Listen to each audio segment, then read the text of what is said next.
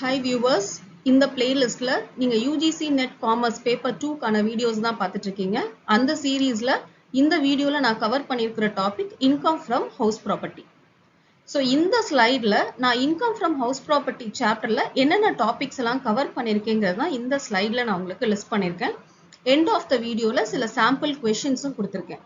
இந்த sample questions எல்லாமே UGC net எக்ஸாம்ல ப்ரீவியஸ் இயர்ல கேட்ட கொஷின்ஸ் தான். ஸோ இந்த வீடியோவை ஸ்கிப் பண்ணாம ஃபுல்லா பாருங்க. இன்கம் ஃப்ரம் ஹவுஸ் ப்ராப்பர்ட்டி அப்படின்றது இன்கம் டாக்ஸ்ல நமக்கு 5 ஹெட்ஸ் ஆஃப் இன்கம் இருக்கும். அதுல செகண்ட் ஹெட் ஆஃப் இன்கம் தான் இந்த இன்கம் ஃப்ரம் ஹவுஸ் ப்ராப்பர்ட்டி.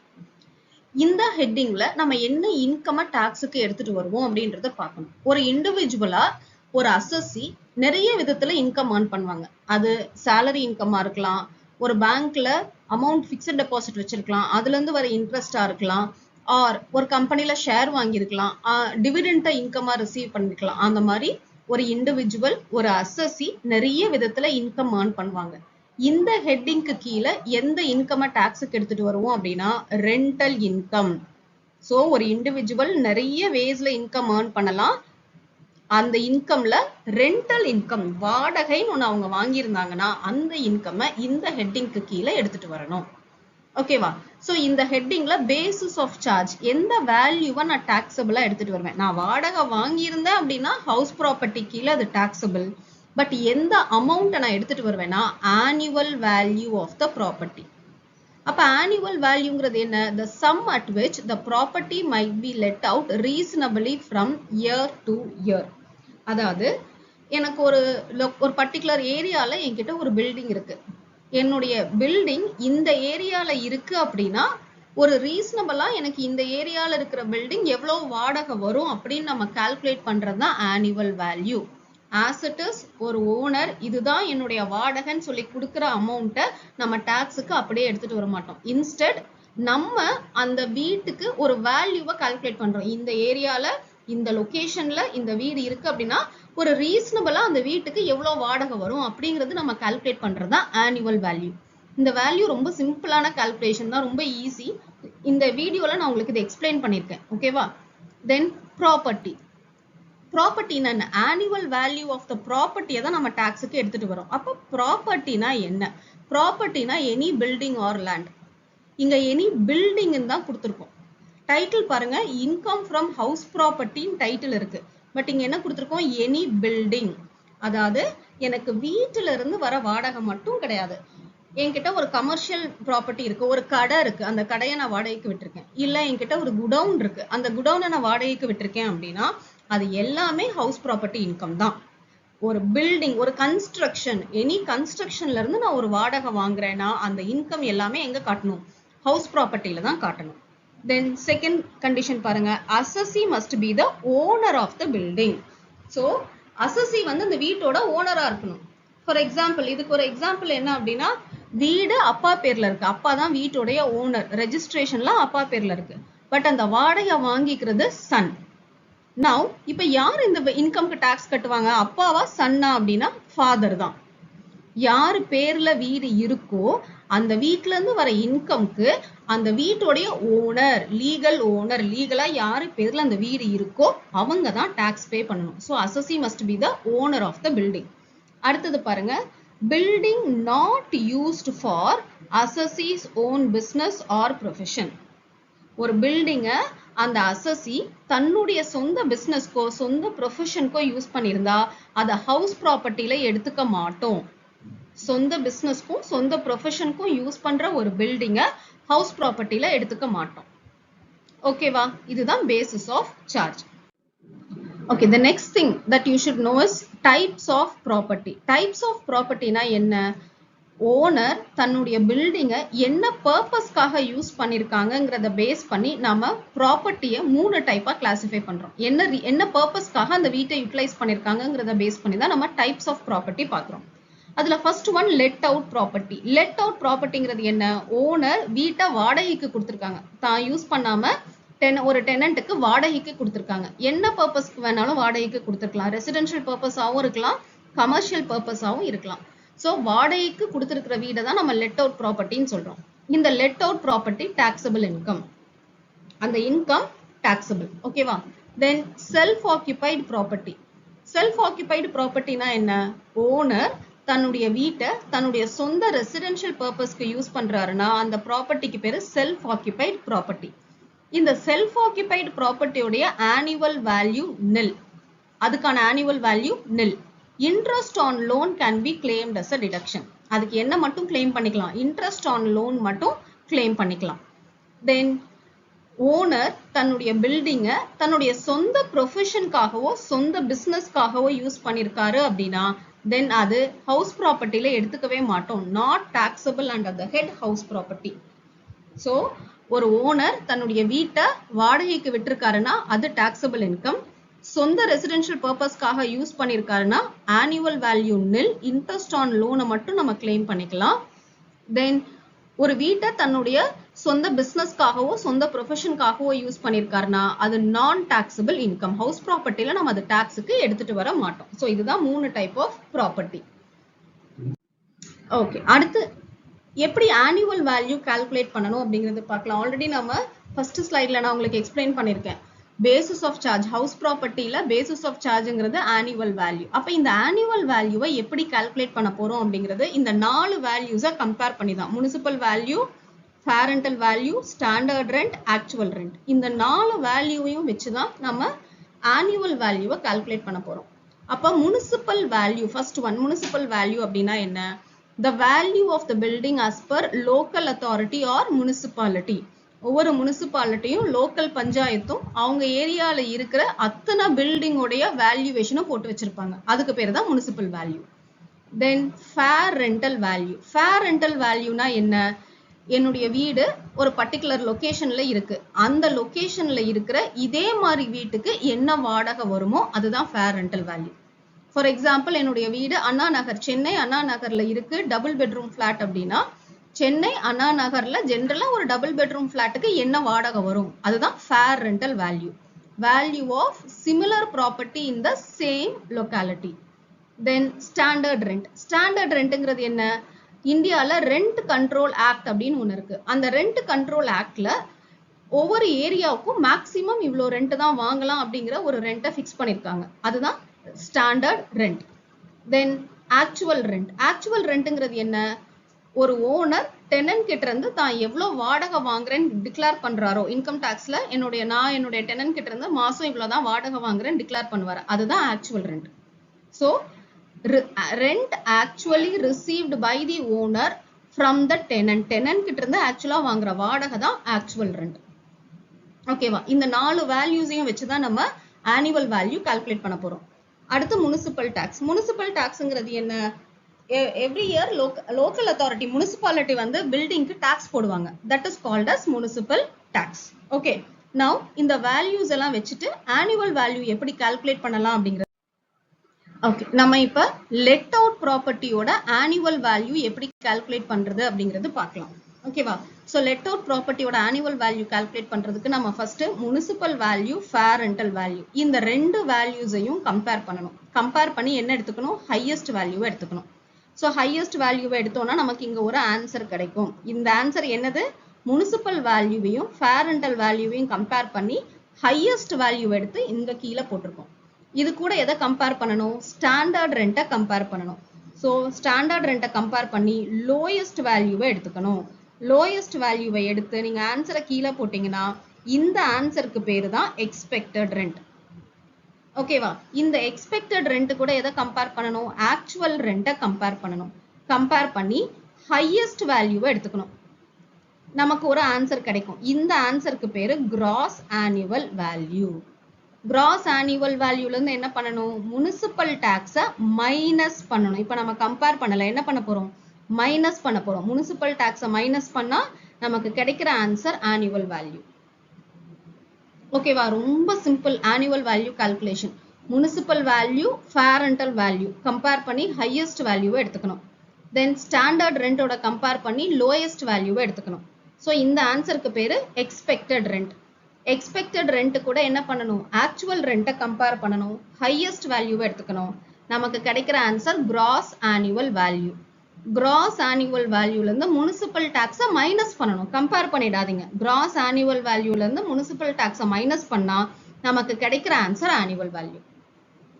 ஓகேவா? இப்போ சில டைம்ஸ் வந்து நமக்கு கொஸ்டின்ல இது ஏதாவது ஒரு வேல்யூ கொடுக்காம விட்டுட்டாங்க. நான் 4 வேல்யூ வேணும்னு சொன்னேன் இல்லையா? Municipal value, fair rental value, standard rent, actual rent, இந்த 4 வேல்யூஸ் வேணும்னு சொன்னேன். ஃபார் எக்ஸாம்பிள் ஒரு வேல்யூ கொடுக்கல, சே ஃபேர் ரெண்டல் வேல்யூ கொடுக்கல அப்படின்னா நம்ம என்ன பண்ணலாம்? கொஸ்டின்ல ஃபேர் ரெண்டல் வேல்யூ கொடுக்கல, அப்ப நம்ம என்ன பண்ணலாம்? முனிசிபல் வேல்யூவையும் ஸ்டாண்டர்ட் ரெண்ட், ஃபேர் ரெண்ட் கொடுக்கல இல்லையா? ஃபேர் ரெண்ட்டுக்கு அடுத்து நம்ம என்ன கம்பேர் பண்ணணும்? ஸ்டாண்டர்ட் ரெண்டோட கம்பேர் பண்ணணும். கம்பேர் பண்ணி லோயஸ்ட் வேல்யூவை எடுத்துக்கணும். நமக்கு ஒரு ஆன்சர் கிடைக்கும். இந்த ஆன்சருக்கு பேரு எக்ஸ்பெக்டட் ரெண்ட். இந்த எக்ஸ்பெக்டட் ரெண்ட் கூட எதை கம்பேர் பண்ணுவோம்? ஆக்சுவல் ரெண்ட்டை கம்பேர் பண்ணுவோம். கம்பேர் பண்ணி ஹையஸ்ட் வேல்யூவை எடுத்துக்கணும். நமக்கு கிடைக்கிற ஆன்சர் கிராஸ் ஆனுவல் வேல்யூ. இந்த கிராஸ் ஆனுவல் வேல்யூல இருந்து முனிசிபல் டாக்ஸை மைனஸ் பண்ணா எனக்கு ஆனுவல் வேல்யூ கிடைக்கும். ஓகேவா? சே முனிசிபல் வேல்யூ கொடுக்கல, முனிசிபல் வேல்யூ கொடுக்கல ஒரு கொஸ்டின்லனா இல்லாத வேல்யூஸை ஸ்கிப் பண்ணிடுங்க. ஃபேர் ரெண்ட்டையும் ஸ்டாண்டர்ட் ரெண்ட்டையும் கம்பேர் பண்ணுங்க. தென் ஆக்சுவல் ரெண்ட்டை கம்பேர் பண்ணுங்க. ஸோ என்ன வேல்யூஸ் இருக்கோ அதை மட்டும் தான் நம்ம எடுத்துக்க போறோம். ஃபர்ஸ்ட் பாயிண்ட், என்ன வேல்யூஸ் இருக்கோ அந்த வேல்யூஸை மட்டும் தான் நம்ம எடுத்துக்க போறோம். செகண்ட் பாயிண்ட், இந்த ஆர்டரை மாத்தவே கூடாது. ஃபர்ஸ்ட் முனிசிபல் வேல்யூ, அது இல்லைன்னா ஃபேர் ரெண்டல் வேல்யூ, அது இல்லைன்னா ஸ்டாண்டர்ட் ரெண்ட், அது இல்லைன்னா ஆக்சுவல் ரெண்ட். ஸோ இந்த ஆர்டர்ல தான் நம்ம கம்பேர் பண்ணணும். இல்லாத வேல்யூஸை ஸ்கிப் பண்ணிடுங்க. இது செகண்ட் பாயிண்ட், ஆர்டரை ஃபாலோ பண்ணணும். தேர்ட் பாயிண்ட் என்ன அப்படின்னா, ஸ்டாண்டர்ட் ரெண்டோட கம்பேர் பண்ணும்போது மட்டும் லோயஸ்ட் வேல்யூ எடுத்துக்கணும். மற்ற எது கூட நீங்க கம்பேர் பண்ணீங்கனாலும் ஹையஸ்ட் வேல்யூ எடுத்துக்கலாம். இந்த 3 ரொம்ப இம்பார்ட்டன்ட். புரியுதா? So municipal value, fair rental value, standard rent, actual rent, இந்த 4 வேல்யூஸையும் கம்பேர் பண்ணணும். இந்த ஆர்டர்ல தான் கம்பேர் பண்ணணும். வேல்யூஸ் இல்லைன்னா ஸ்கிப் பண்ணி அடுத்தடுத்த வேல்யூஸை எடுத்துக்கலாம். ஓகேவா?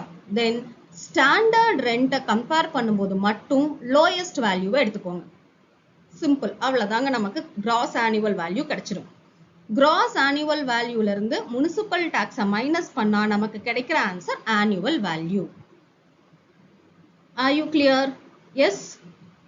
இப்ப நான் இந்த ஃபார்மேட்ல, ஸோ இந்த ஃபார்மேட்ல முனிசிபல் டாக்ஸ் மைனஸ் பண்ணணும் அப்படின்னு நான் உங்களுக்கு கொடுத்துருக்கேன். இந்த முனிசிபல் டாக்ஸை மைனஸ் பண்றதுக்கு சில கண்டிஷன்ஸ் இருக்கு, அதை ஞாபகம் வச்சுக்கணும்.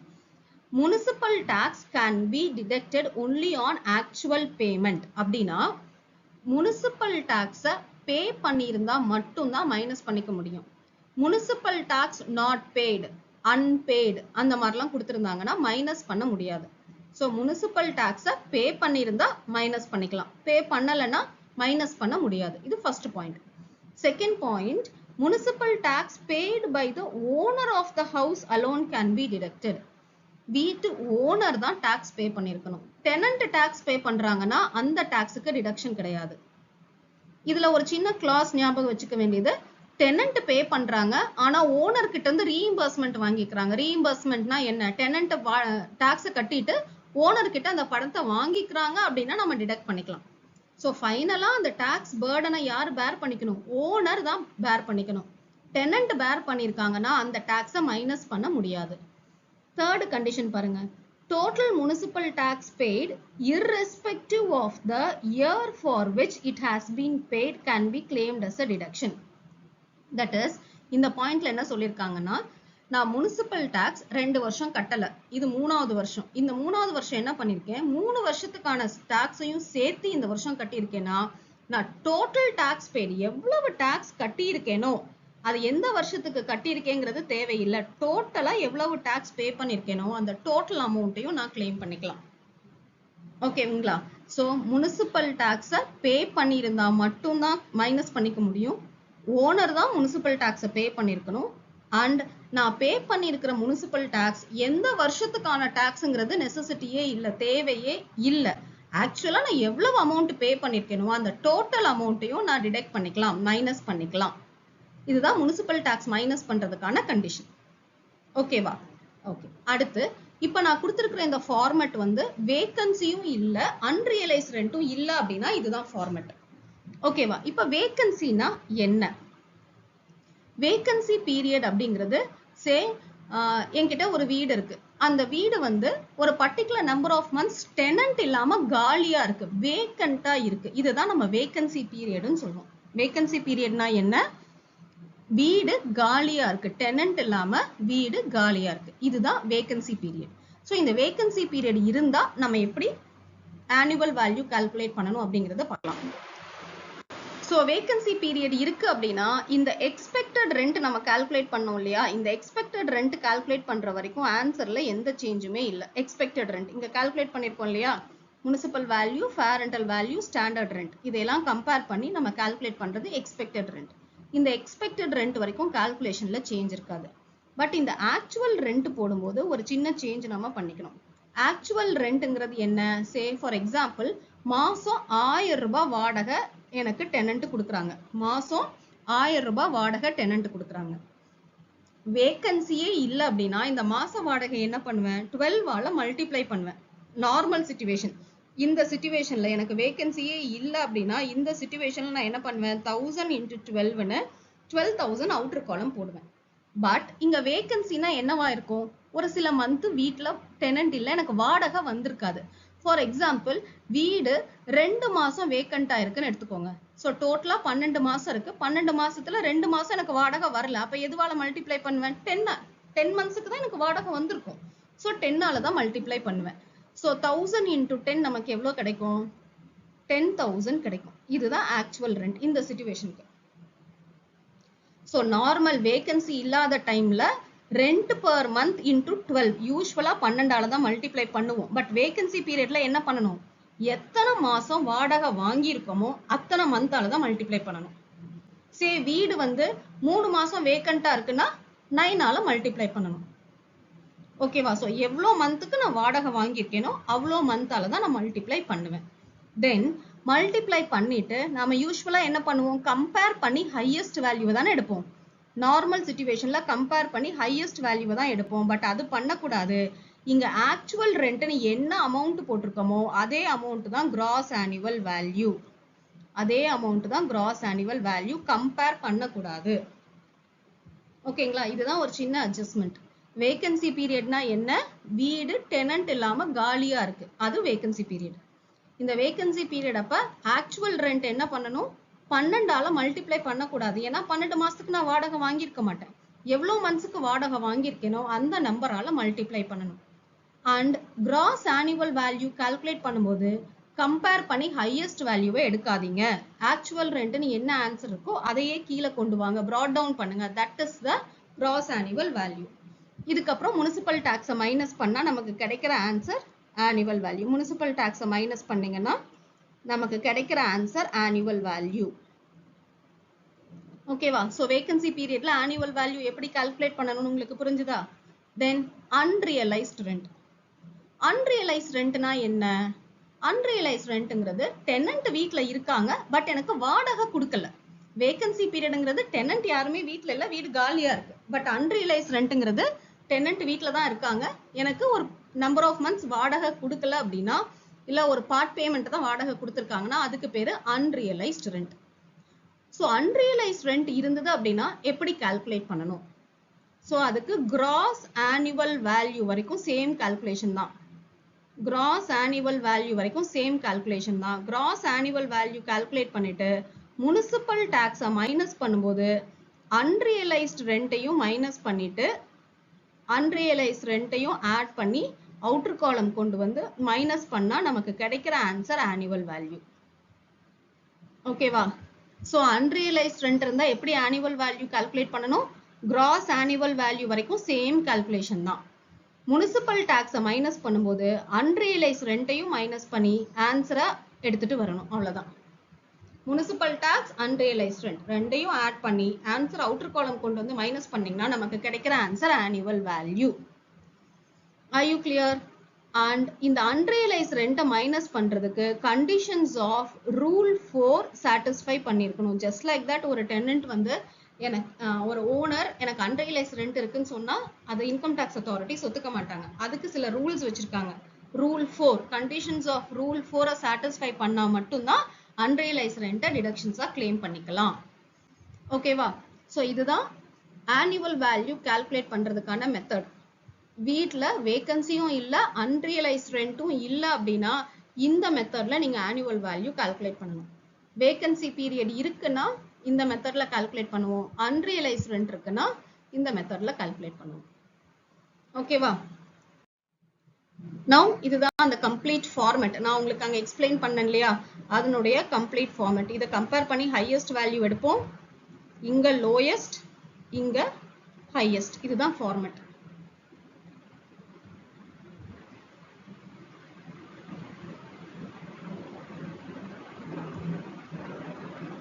இங்க கிராஸ் ஆனுவல் வேல்யூ போடும்போது கம்பேர் பண்ண மாட்டோம். இன்ஸ்டெட் ஆக்சுவல் ரெண்ட் நமக்கு என்ன ஆன்சர் இருக்கோ, இங்க நம்ம என்ன பண்ணக்கூடாது, ப்ரீவியஸ் மெத்தட்ல பண்ண மாதிரி விச்செவர் இஸ் ஹையா கம்பேர் பண்ணக்கூடாது. இன்ஸ்டெட் ஆக்சுவல் ரெண்ட்னு எனக்கு என்ன ஆன்சர் இருக்கோ அதுதான் என்னுடைய கிராஸ் ஆனுவல் வேல்யூ. ஓகேவா? Now annual value calculate பண்ணதுக்கு அப்புறம் income from house property எப்படி calculate பண்ணணும்? income from house property calculate பண்றதுக்கு நமக்கு ரெண்டு டைப் ஆஃப் ப்ராப்பர்ட்டி இருக்கு. நம்ம ஆல்ரெடி பார்த்துட்டோம். ஒன்னு let out property, இன்னொன்னு self occupied property. Property used for own business or ப்ரொஃபஷனா நம்ம ஹவுஸ் ப்ராப்பர்ட்டில காட்டவே மாட்டோம் அப்படின்னு சொல்லியாச்சு. ஸோ இந்த ரெண்டு ப்ராப்பர்ட்டிக்கு மட்டும்தான் நான் இன்கம் கால்குலேட் பண்ணணும். எப்படி கால்குலேட் பண்ணணும்? ஃபர்ஸ்ட் லெட் அவுட் ப்ராப்பர்ட்டி பார்க்கலாம். லெட் அவுட் ப்ராப்பர்ட்டியோட ஆனுவல் வேல்யூ நம்ம ப்ரீவியஸா இப்பதான் பார்த்தோம். ஆனுவல் வேல்யூ எப்படி கால்குலேட் பண்ணணும் அப்படின்னு. அந்த ஆனுவல் வேல்யூ ஒரு அமௌண்ட் நம்ம கிட்ட இருக்கும். இதுல இருந்து நம்ம சில டிடக்ஷன்ஸ் பண்ணிக்கலாம். அதுல ஃபர்ஸ்ட் டிடக்ஷன் என்ன அப்படின்னா ஸ்டாண்டர்ட் டிடக்ஷன். இந்த ஸ்டாண்டர்ட் டிடக்ஷன் எவ்வளோ? 30% ஆஃப் ஆனுவல் வேல்யூ. இங்க ஆனுவல் வேல்யூன்னு எனக்கு என்ன ஆன்சர் கிடைச்சிருக்கோ அந்த ஆன்சர்ல எவ்வளவு பெர்சன்டேஜ் கால்குலேட் பண்ணணும்? 30% கால்குலேட் பண்ணுங்க. அதுதான் உங்களுடைய ஸ்டாண்டர்ட் டிடக்ஷன். ஓகேவா? அடுத்து இன்ட்ரெஸ்ட் ஆன் லோன். வீடு கட்டுறதுக்காக, வீடு வாங்குறதுக்காக நம்ம ஏதாவது லோன் வாங்கியிருந்தோம்னா அந்த லோனுக்கு பே பண்ற இன்ட்ரெஸ்ட், பிரின்சிபல் அமௌண்ட் இல்ல, பிரின்சிபல் அமௌண்ட் டிடக்ஷன்ஸ்ல கிளைம் பண்ணுவோம். ATCல டிடக்ஷன்ல principal amount on loan taken for house ப்ராப்பர்ட்டியை நம்ம கிளைம் பண்ணிக்கலாம். இங்க நம்ம கிளைம் பண்றது இன்ட்ரெஸ்ட் ஆன் லோன் மட்டும்தான். அந்த லோனுக்கு பே பண்ற வட்டியை மட்டும்தான் நான் இங்க கிளைம் பண்ணிக்கலாம். அந்த அமௌண்ட்டை இன்னர் காலம்ல எழுதுங்க. Then pre construction interest. Pre construction interest அப்படின்னா என்னன்னா, நான் வீடு கட்டுறதுக்காக லோன் வாங்கியிருக்கேன். வீடு கட்டுறதுக்காக சே 2000ல வீடு கட்டுறதுக்காக நான் ஒரு 2020ல நான் வீடு கட்டுறதுக்காக ஒரு லோன் வாங்கியிருக்கேன். இந்த வீடு கட்டுறதுங்கிறது ஒரு பர்டிகுலர் டைம் ஆகும். 6 months ஆகலாம், 1 year ஆகலாம், 1.5 years ஆகலாம். ஸோ நான் லோன் வாங்கின டேட்ல இருந்து வீட்டு கட்டி முடிக்கிறேன் இல்லையா, அது வரைக்கும் இருக்கிற பீரியட் தான் ப்ரீ கன்ஸ்ட்ரக்ஷன் பீரியட். நான் என்னைக்கு லோன் வாங்கினோ, டேட் ஆஃப் லோன்ல இருந்து நான் வீடு என்னைக்கு கட்டி முடிக்கிறேனோ இந்த பீரியடுக்கு பேரு ப்ரீ கன்ஸ்ட்ரக்ஷன் பீரியட். இந்த ப்ரீ கன்ஸ்ட்ரக்ஷன் பீரியடுக்கு நான் பே பண்ற இன்ட்ரெஸ்ட் தான் pre construction interest. So pre construction இன்ட்ரெஸ்ட்ங்கிறது என்ன? நான் வீடு கட்டிட்டு இருக்க பீரியட்ல நான் பே பண்ணி இருக்கிற இன்ட்ரெஸ்ட் தான் ப்ரீ கன்ஸ்ட்ரக்ஷன் இன்ட்ரெஸ்ட். அதையும் நான் டிடக்ஷனா கிளைம் பண்ணிக்கலாம். ஸோ ஹவுஸ் ப்ராப்பர்ட்டியில இந்த 3 டிடக்ஷன் தான்: standard deduction, interest on loan, pre construction interest. இந்த டிடக்ஷன்ஸ் எல்லாமே இன்கம் டாக்ஸ்ல செக்ஷன் 24ல நமக்கு கொடுத்திருக்கிற டிடக்ஷன். செக்ஷன் 24A நமக்கு கொடுத்திருக்கிற டிடக்ஷன்ஸ் தான். ஓகேவா? சோ லெட் அவுட் ப்ராப்பர்ட்டிக்கு ஆனுவல் வேல்யூல இருந்து 3 டிடக்ஷன் பண்றோம். Standard deduction, interest on loan, pre construction interest. Okay, now self occupied property பாருங்க. செல்ஃப் ஆக்கியபைடு ப்ராப்பர்ட்டியோட ஆனுவல் வேல்யூ nil. நாம லெட் அவுட் ப்ராப்பர்ட்டிக்கு கால்குலேட் பண்ண மாதிரி எந்த வேல்யூஸையும் கம்பேர் பண்ணி நம்ம ஆனுவல் வேல்யூ கால்குலேட் பண்ண வேண்டாம். அதனுடைய ஆனுவல் வேல்யூ nil. அதனுடைய ஆனுவல் வேல்யூ நில்ன்றதுனால அதுக்கு நம்ம ஸ்டாண்டர்ட் டிடக்ஷனை கிளைம் பண்ண முடியாது. செல்ஃப் ஆக்கியபைட் ப்ராப்பர்ட்டிக்கு ஸ்டாண்டர்ட் டிடக்ஷன் கிளைம் பண்ண முடியாது. ரெண்டே டிடக்ஷன் தான், இன்ட்ரெஸ்ட் ஆன் லோனும் ப்ரீ கன்ஸ்ட்ரக்ஷன் இன்ட்ரெஸ்டும். ஸோ இன்ட்ரெஸ்ட் ஆன் லோனும் ப்ரீ கன்ஸ்ட்ரக்ஷன் இன்ட்ரெஸ்டையும் நம்ம இன்னர் காலம்ல ஆட் பண்ணி அவுட்டர் காலம் எடுத்துட்டு வந்தோம் அப்படின்னா இங்க ஆனுவல் வேல்யூ nil, அதுல இருந்து ஒரு அமௌண்ட்டை நீங்க மைனஸ் பண்றீங்கன்னா நமக்கு always loss from self occupied property தான் கிடைக்கும். எய்தர் nil வேல்யூ இருக்கும் ஆர் இன்ட்ரெஸ்ட் ஆன் லோன் இருந்ததுன்னா loss from self occupied property கிடைக்கும். ஓகேவா? நவ் இதுல ஒரு கண்டிஷன் நோட் கொடுத்திருக்கேன் பாருங்க. Loan should be taken for the purpose of purchase, construction or remodeling the house. இங்க இன்ட்ரெஸ்ட் ஆன் லோன் டிடெக்ட் பண்ணிக்கலாம் அப்படின்னு பார்த்தோம் இல்லையா? அந்த லோன் அமௌண்ட்டை நம்ம எதுக்காக யூஸ் பண்ணிருக்கணும்? வீடு வாங்குறதுக்காக, வீடு கட்டுறதுக்காக, இல்ல வீட்டுல ஏதாவது ஒரு பெரிய ரிப்பேர் ஒர்க், வீட்டுக்காக அந்த அமௌண்ட்டை யூட்டிலைஸ் பண்ணிருக்கணும். நான் லோன் வாங்கிட்டு பர்சனல் பர்பஸ்க்காக எல்லாம் யூஸ் பண்ணிருக்கேன்னா அந்த லோன் அமௌண்ட்டை, அந்த லோனுக்கான இன்ட்ரெஸ்ட் இங்க நான் மைனஸ் பண்ணிக்க முடியாது. அந்த லோனை நான் எதுக்காக தான் யூஸ் பண்ணிருக்கணும்? வீடு வாங்குறதுக்காக, கட்டுறதுக்காக, இல்ல வீட்டுல ஏதாவது ஒரு பெரிய ரிப்பேர் ஒர்க் பண்றதுக்காக தான் யூஸ் பண்ணிருக்கணும். ஓகே, தென் செல்ஃப் ஆக்கியபைட் ஹவுஸுக்கு நான் இன்ட்ரெஸ்ட் ஆன் லோன் மைனஸ் பண்ணும்போது இந்த டேட்டை ஞாபகம் வச்சுக்கோங்க. 1499 செல்ஃப் ஆக்கியபைட் ஹவுஸ்க்கு, லெட் அவுட் ஹவுஸ்க்கு கிடையாது.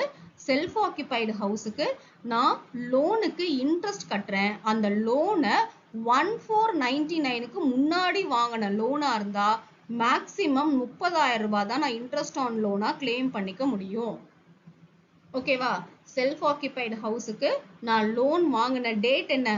14/1999க்கு முன்னாடி நான் லோன் வாங்கியிருந்தேன்னா மேக்சிமமா எவ்வளவு இன்ட்ரெஸ்ட் கிளைம் பண்ணிக்கலாம்? 30,000 rupees தான் கிளைம் பண்ணிக்கலாம். இந்த 1499க்கு அப்புறம் லோன் வாங்கியிருக்கேன், இந்த டேட்டுக்கு அப்புறம் நான் லோன் வாங்கியிருக்கேன் அப்படின்னா மேக்சிமமா எவ்வளவு இன்ட்ரெஸ்ட் கிளைம் பண்ணிக்கலாம்? 2 lakhs வரைக்கும் கிளைம் பண்ணிக்கலாம். இந்த கண்டிஷன் எதுக்கு? செல்ஃப் ஆக்கியபைடு ஹவுஸ்க்கு மட்டும்தான்.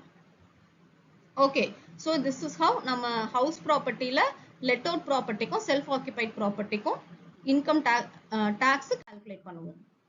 தென் எக்ஸம்ஷன் ஃப்ரம் ஹவுஸ் ப்ராப்பர்ட்டி அப்படின்னா சில ப்ராப்பர்ட்டியில இருந்து வர இன்கம் நம்ம ஹவுஸ் ப்ராப்பர்ட்டியில டாக்ஸபிளா எடுத்துக்க மாட்டோம். அதெல்லாம் எக்ஸம்டட் இன்கம். எதெல்லாம் exempted income? Income from farm house under section 2(1)(a)(c). So farm ஹவுஸ்ல இருந்து வர income exempted. annual value of one place of ex-Indian ruler, section 10 subsection 19A. ஒரு ex-Indian ruler உடைய ஒரு வீட்டோடைய annual value exempted. Then income from property owned by local authority, scientific research association, trade union, charitable trust, political party, university or educational institution existing for educational and not for profit purpose, hospital or medical institution for philanthropic purpose, not for profit. So இவங்கெல்லாம் own பண்ணியிருக்கிற ஒரு house propertyயும் exempted from income from house property. Then income of property used for assessee's own business or profession. நாம இது already பார்த்துட்டோம். அசசி தன்னுடைய சொந்த பிசினஸ்க்கோ சொந்த ப்ரொஃபஷனுக்கோ ஒரு வீட்டை யூஸ் பண்ணியிருக்காருன்னா அந்த வீடு ஹவுஸ் ப்ராப்பர்ட்டி கால்குலேஷனுக்கு எடுத்துட்டு வர மாட்டோம் அப்படிங்கறத பார்த்துட்டோம். Then income from self occupied house. ஆக்சுவலா செல்ஃப் ஆக்கியபைட் ஹவுஸோட கால்குலேஷன் நான் உங்களுக்கு சொன்ன ஆனுவல் வேல்யூ என்ன சொன்னேன்? நெல். இன்கேஸ் இன்ட்ரெஸ்ட் ஆன் லோன் இருக்கு அப்படின்னா நம்ம அந்த வீட்ல இருந்து என்ன கால்குலேட் பண்ண போறோம்? லாஸ் தான் கால்குலேட் பண்ண போறோம். செல்ஃப் ஆக்கியபைட் ஹவுஸ்க்கு இன்கம் கிடையாது, அதை தான் இங்க போடுறோம். எக்ஸம்ஷன் ஃப்ரம் ஹவுஸ் ப்ராப்பர்ட்டியில இன்கம் ஃப்ரம் செல்ஃப் ஆக்கியபைட் ஹவுஸும் ஒன்னா வரும். Then income from house meant for self occupation but could not be used on account of his business or profession or any other purpose. That is, ஒரு அசசி கிட்ட ஒரு வீடு இருக்கு, self occupation பர்பஸ்க்காக தான் அதை வச்சிருக்காரு. பட் ஆக்சுவலா அவரால் அந்த வீட்டுல ரிசைட் பண்ண முடியல. என்ன ரீசனுக்காக? தன்னோட பிசினஸ் வேலை விஷயமாவா இருக்கலாம், ப்ரொஃபஷனுக்காகவா இருக்கலாம். ஏதாவது ஒரு ரீசன்னால அந்த வீட்டை அவரால் ஆக்கியபை பண்ண முடியல. பட் அதை எம்டியா செல்ஃப் ஆக்கியபேஷனுக்காக வச்சிருக்காரு அப்படின்னா அந்த வீடும் exempted from house property. So இதெல்லாம் நீங்க பை ஹார்ட் தான் பண்ணி ஆகணும். Then other important points regarding house property. அதுல first one என்ன அப்படின்னா property situated abroad. abroadங்கிறது foreign country. என்கிட்ட ஒரு வீடு இருக்கு, அந்த வீடு எங்க இருக்கு? foreign countryல இருக்கு, இந்தியால இல்ல. அப்ப அந்த வீடு எனக்கு taxable-ஆ? எனக்கு அது நான் ரெசிடென்ட்டா இருந்தா அது எனக்கு taxable. என்னுடைய வீடு foreign countryல இருக்கு அப்படின்னா அது எனக்கு எப்ப டாக்ஸுக்கு எடுத்துட்டு வரணும்? only if I am a resident. நான் உங்களுக்கு ஆல்ரெடி ப்ரீவியஸ் வீடியோல எக்ஸ்பிளைன் பண்ணிருக்கேன் ரெசிடென்ட் நான் ரெசிடென்ட் அப்படின்னு. ஸோ ரெசிடென்ட்டுக்கு மட்டும்தான் ஃபாரின் கண்ட்ரியில இருக்கிற ஹவுஸ் ப்ராப்பர்ட்டி இன்கம் டாக்ஸபிளா வரும்.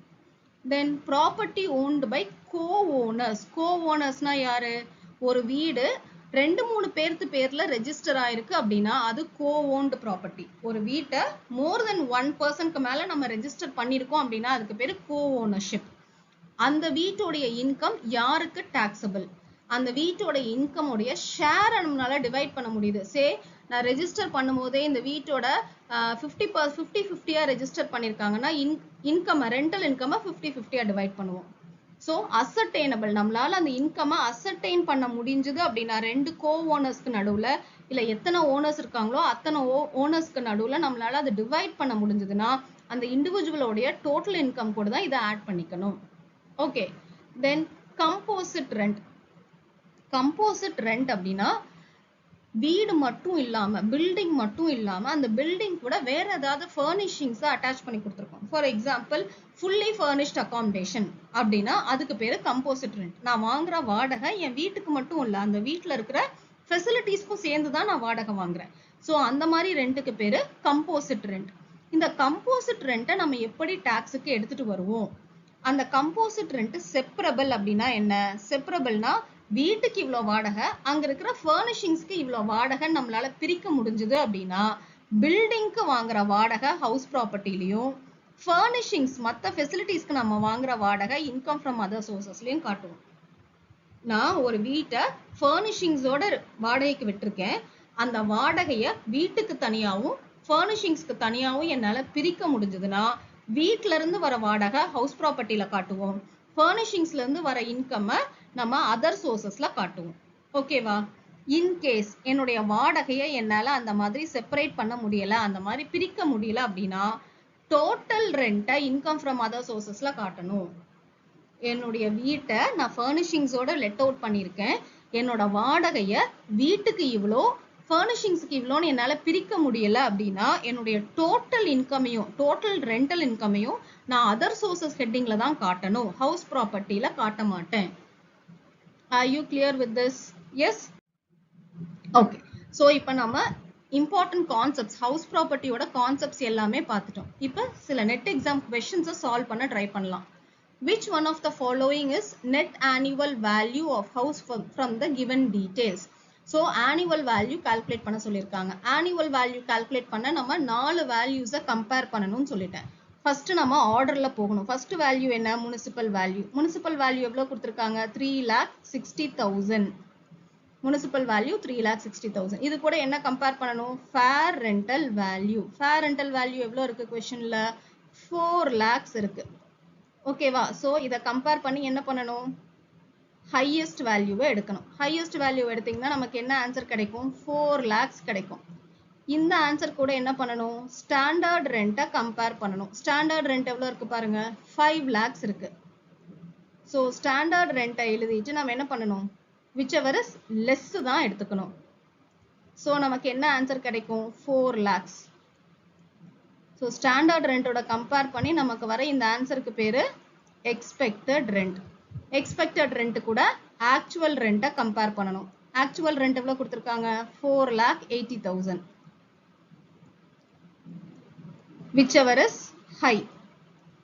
so நமக்கு என்ன ஆன்சர் கிடைக்கும்? 4,80,000. இதுக்கப்புறம் என்ன பண்ணணும்? இதுக்கு பேரு gross annual value. gross annual valueல இருந்து என்ன பண்ணணும்? municipal tax மைனஸ் பண்ணணும். municipal tax எவ்வளவு கொடுத்திருக்காங்க? 12,000. it is due but not paid. so municipal tax சொல்லும் போது நான் உங்களுக்கு சில கண்டிஷன்ஸ் சொன்னேன். டாக்ஸை ஆக்சுவலா பே பண்ணியிருக்கணும். பே பண்ணாத டாக்ஸுக்கு அன்பெய்டு டாக்ஸை மைனஸ் பண்ண முடியாது. ஸோ இங்கே அன்பெய்டுன்னு கொடுத்ததுனால நம்ம இதை மைனஸ் பண்ண மாட்டோம். Bring down the same answer 4,80,000. இந்த ஆன்சருக்கு பேர் தான் ஆனுவல் வேல்யூ. ஸோ இங்கே ஆன்சர் பாருங்க, ஆன்சர் பி தான் கரெக்ட். இது ப்ரீவியஸ் இயர் நெட் எக்ஸாம்ல கேட்டிருக்கிற கொஸ்டின். ஓகேவா? தென் under Indian Income Tax Act, in order to claim deduction of interest on home loan for house property, which of the following things need to be taken care of? Home loan must be used for the purpose of purchase construction of the house property. நான் உங்களுக்கு interest on loan deduction சொல்லும்போது இந்த condition சொன்னேன். நான் loan வாங்கி இருக்கிற amount, நான் loan வாங்கி அந்த லோன் அமௌண்ட்டை எதுக்காக யூஸ் பண்ணிருக்கணும்? வீடு வாங்குறதுக்காக, வீடு கட்டுறதுக்காக, இல்ல வீட்ல ஒரு ரெனோவேட்டிவ் ஒர்க் பண்றதுக்காகன்னு சொன்னேன். ஸோ இந்த condition true. Then the loan must be taken on or before 1st April 2019. இது ஒரு necessary condition நான் சொல்லவே இல்லை. செல்ஃப் ஆக்கியபைடு ப்ராப்பர்ட்டிக்கு மட்டும் லோனை 1/4/19 முன்னாடி எடுத்திருந்தோம். 1/4/99 முன்னாடி வாங்கியிருந்த லோனா இருந்தா 30,000 ரூபாய் டிடக்ட் பண்ணிக்கலாம். அதுக்கப்புறம் வாங்கின லோனா இருந்தா எவ்வளவு கிளைம் பண்ணிக்கலாம்? 2 lakhs கிளைம் பண்ணிக்கலாம்னு பார்த்தோம். இல்லையா? So this is not true. The amount of loan must be used within 10 days from the date of loan. இதுவும் ஒரு necessary condition கிடையாது. Then the purchase or construction must be completed within 5 years within the end of the financial year in which the loan was taken. Yes, this is a true statement. This is a true statement. Then the rate of interest on loan cannot exceed 22%. This is also not a true statement. So நமக்கு answer என்ன? A, D. D is the right answer. Okay, this is also a previous year question. Net exam la previous year question. Then Mr. A transfers his rental income of rupees 50,000 to his major son without transfer of property. Rent of rupees 50,000 is taxable for. So A தான் வீட்டுடைய owner. Mr. A transfers his rental income. அவருடைய வாடகை மட்டும் யாருக்கு transfer பண்றாரு? Major son. Without transfer of property. Property-ய transfer பண்ணல, வாடகையை மட்டும் transfer பண்றாரு. இப்போ இந்த 50,000 ரூபாய் யாருக்கு taxable அப்படின்னு கேட்டிருக்காங்க. I have told you important condition. Assessee must be the owner of the house. யாரு பேர்ல வீடு இருக்கோ அவங்களுக்கு தான் tax. So answer என்ன? Father. அப்பா பேர்ல தான் அந்த வீட்டுக்கு அந்த rental income 50,000 ரூபாயை taxக்கு எடுத்துட்டு வருவோம். Is this clear? Okay. With this, I am coming to the end of this video. Hope you found this video useful. Thank you for watching.